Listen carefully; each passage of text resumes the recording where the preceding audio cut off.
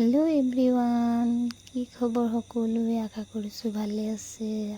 আজি বতৰটো ইমান ধুনীয়া কৰিছে ন, দেখিবলৈ ইমান ধুনীয়া বতৰটো। মই আজি ইমান কাপোৰ ধুলোঁ, বতৰটো ভাল দেখি কিনে গোটেই কাপোৰ ধোৱা নিচিনা লাগিছে ঘৰ। আমাৰ বেবী আৰু মোৰ হাজবেণ্ডে পূৰা ফুল ছিঙি লৈ আহিছে মন্দিৰ যাবৰ কাৰণে। মই মন্দিৰ যাব ৰেডি হৈ গৈছোঁ।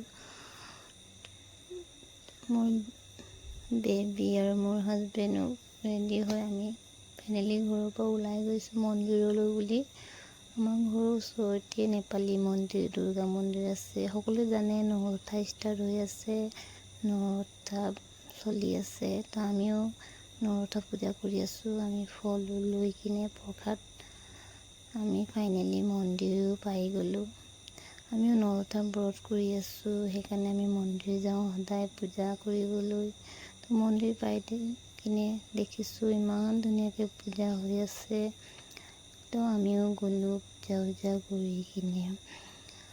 তাৰপিছত ভালকৈ পূজা কৰি কিনে দেখিব পাৰে আমাৰ মন্দিৰটো নেপালী মন্দিৰ, নেপালী দুৰ্গা মন্দিৰ। ঘৰৰ ওচৰতে তাতে নৱৰথা হৈ আছে। আমি মন্দিৰতে নৱৰথা কৰোঁ, ঘৰত নকৰোঁ।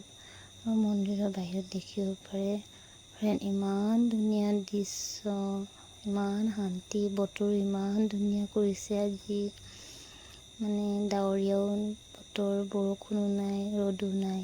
আজিলৈ মোৰ ব্লগটো মানে বাই বাই।